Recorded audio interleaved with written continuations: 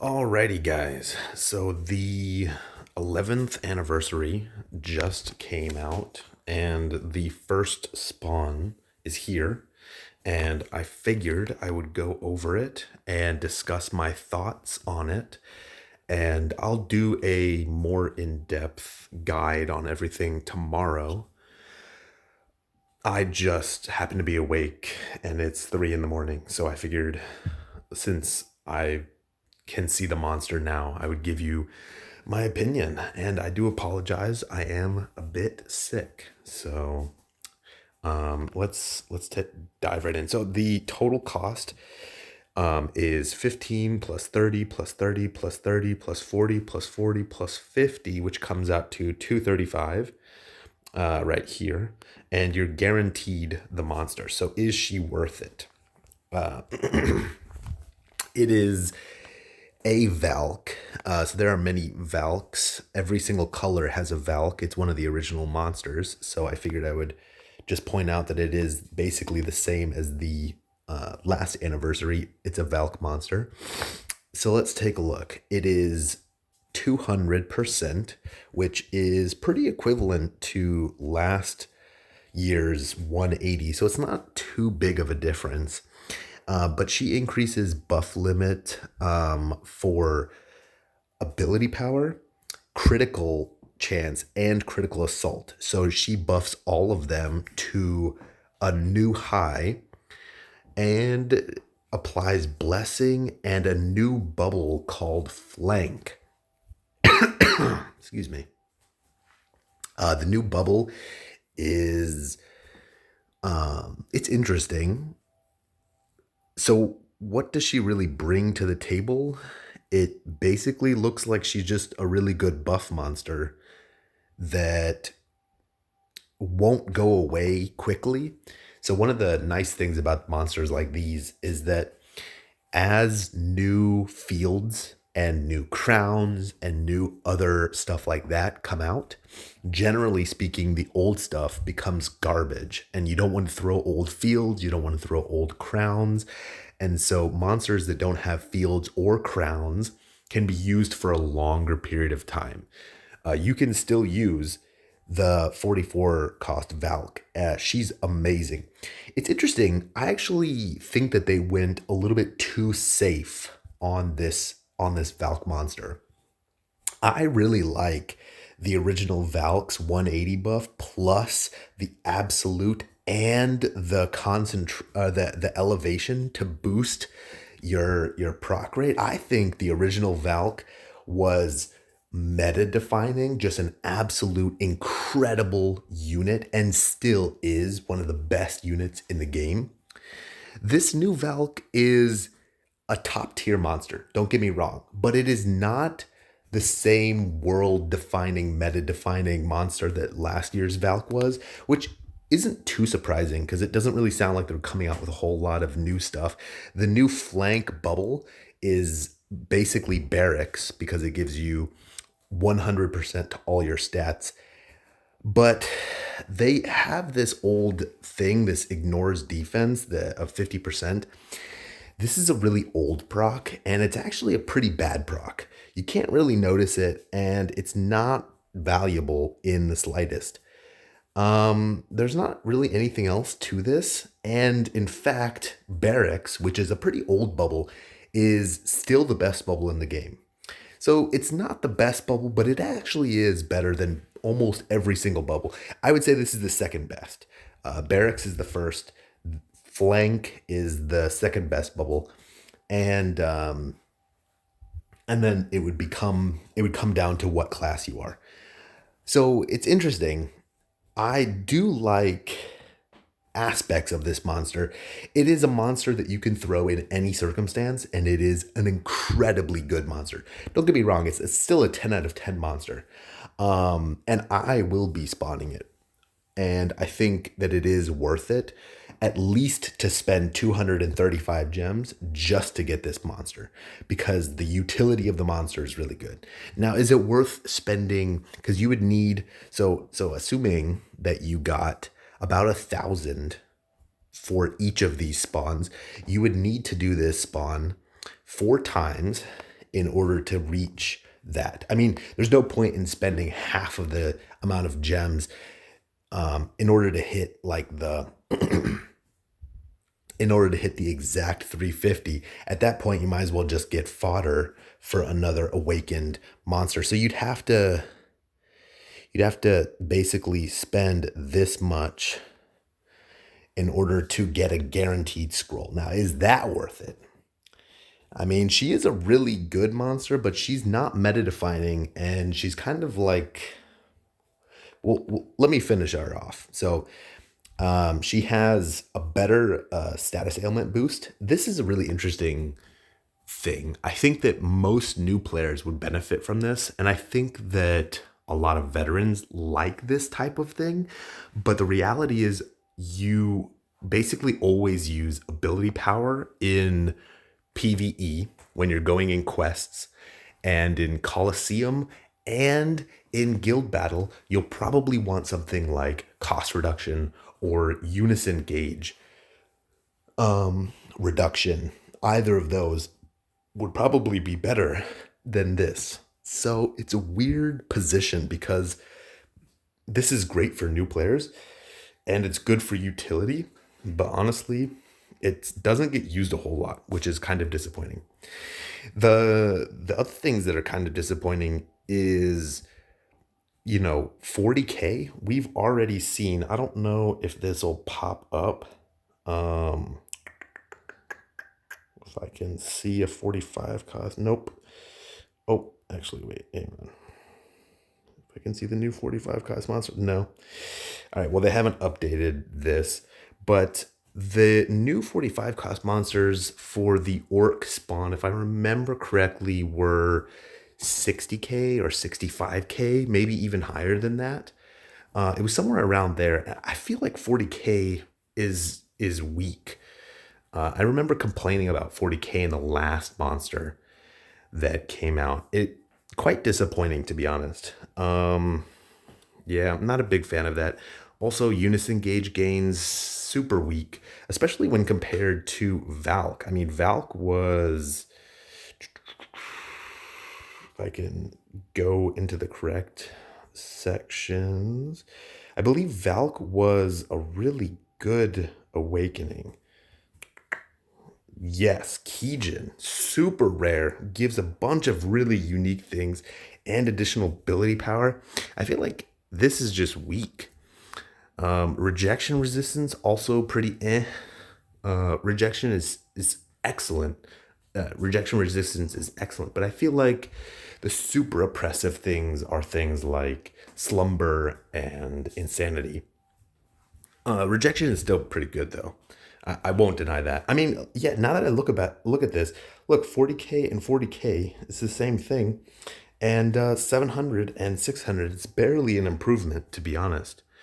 It's quite interesting, honestly. I think the old Valk is still a 10 out of 10 monster, and I would say that this is also a 10 out of 10 monster, but I'm kind of disappointed in this monster. Like, don't get me wrong, it's still an amazing monster, and they will come out with other monsters during the event time. I believe this spawn is out for 21 days. Yeah, so 3 weeks.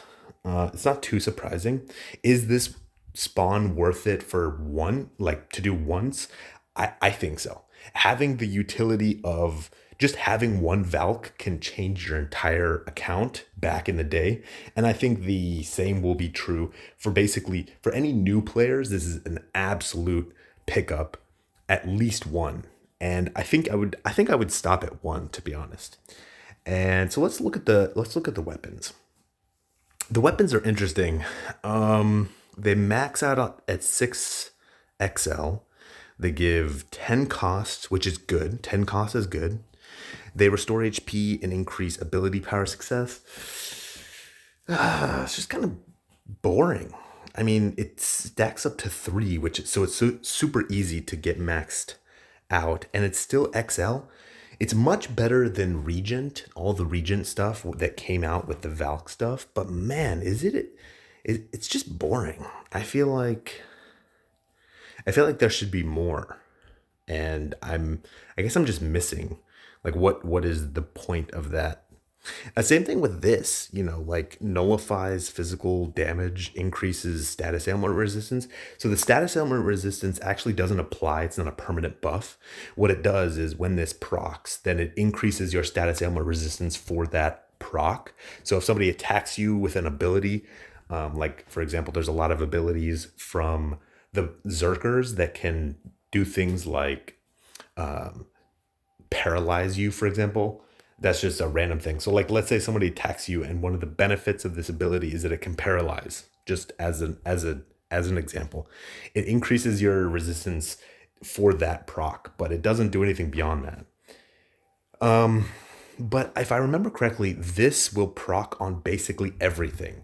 So even if it's not a null, if it's not a physical proc, this could proc, which is actually really bad. Imagine getting hit with a magical ability and procking a physical damage proc. I would much rather, so just to put it in perspective, if you have one of these old pieces of gear that only has one element on it, like this guy, this only procs on physical and physical.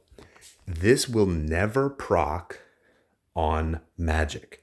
So if you attack as a mage against me a million times, this will never proc, which means that every single time that I am procking, I'm procking useful defense procs. I'm not procking useless procs. Because you can only defense proc 2 times or 3 times if you have the boosted version. So this defense I think is pretty bad actually. I wouldn't get it, and it's inferior too. I mean, I just showed you a piece of gear that reduces ability power by 4xl. Ability power is the most powerful thing in the entire game, especially on defense gear. You want ability power XXL down stuff. You want as much ability power as you can get down. So this is pretty bad gear as well. The weapons aren't bad for newer players, but really the damage is lacking. And it doesn't stack up to the orc spawn that came out. So we'll have to see what else is there. I think the spawn is probably worth once. I think it's worth 235 gems, but it's definitely not worth 1,000. And there's going to be a lot more to this event. So although they kind of started off weak, I'm sure that there will be more monsters, and I'm curious if any of them will be better than this. Because I remember when Valk came out, it was a bunch of monsters at the exact same time that came out with her. And one of them was this monster. And not a lot of people got her because she was a very PvE buff heavy monster. And she didn't compare to Valk. And then Minerva came out at the same time. And we'll start with Hera. Hera came out. She was good. She basically does everything that's on. So it's interesting because this monster is basically a combination of Hera and the old Wind Valk. And people were getting both of them. But I think that they started moving towards this type of buff on other monsters plus a 180 buff. So, comparing 180 to 200% buff is not, that's like a 20% difference. It's not worth dropping a bunch of money on, that's for sure. And then the other monster that came out was Minerva, and she came out with the first crown in the entire game. So it's interesting. We'll have to see. They came out with a new bubble, and that was it so far. But everything else is quite disappointing. Honestly, the orc gear is where it's at right now. So I think that's where I'm at right now. I think the spawn overall is a 3 out of 10. The central monster is absolutely still a 10 out of 10. I'm shitting on the monster, but a lot in this video, but sorry. I do truly believe that she is a good monster because she is a good combination of a lot of really, really excellent buffs. I mean, these are top tier buffs. You want 200 plus. You want the all three ability power ups is fantastic. That's how you do max damage. But it is so interesting because ever since triple procs came out, triple procs are actually super, super powerful. I didn't realize when they first came out just how incredibly impactful they were until more monsters came out that didn't have triple procs. And man, is it just so necessary to have triple procs? It's also super necessary to have a good field and a good crest, and this monster doesn't do either of them. So for a lot of people, she's definitely not an all-in-one monster. You need other people on your team. You need somebody to throw a field, you need somebody to throw a crest. So she's definitely missing things. But what she does provide is pretty top tier.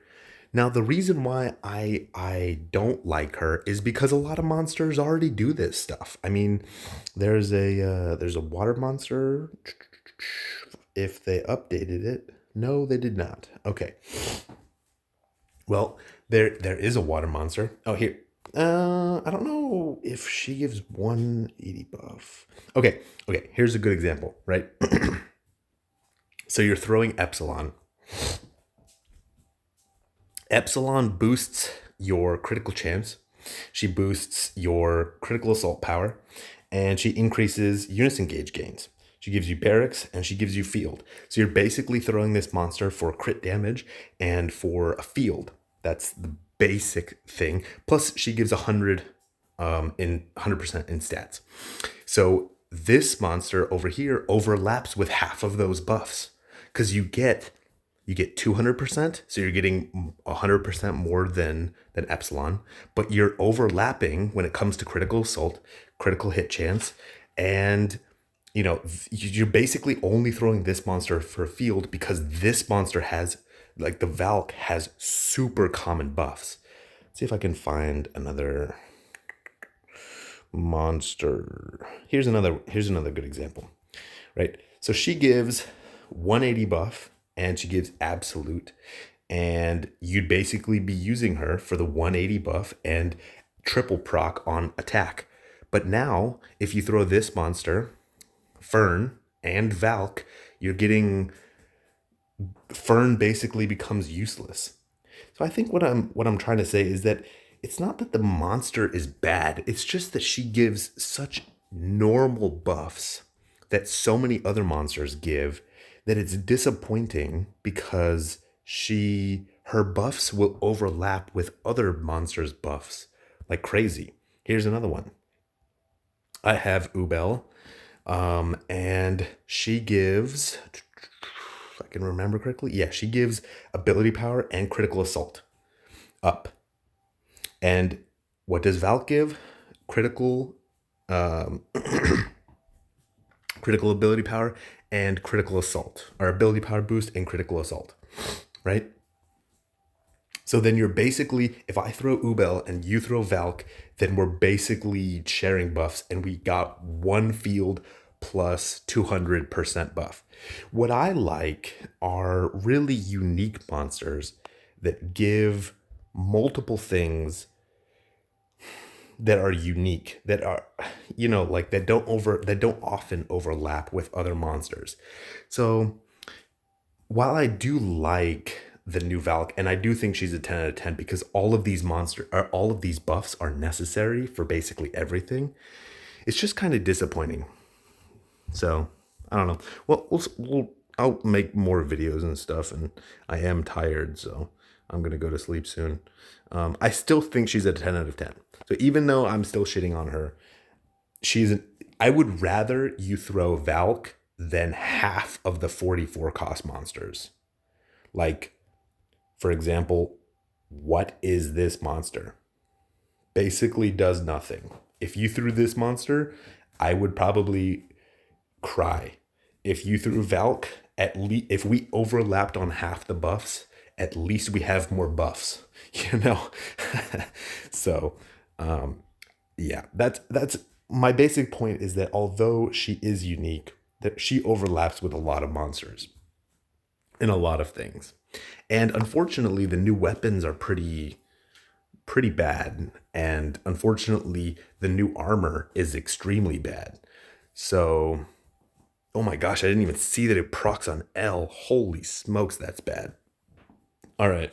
Well, that's pretty much where I'll leave it for tonight, and I'll make some more videos tomorrow going over the event a little bit more. She has a cool animation though. That's about it. Alrighty, I will catch you guys later.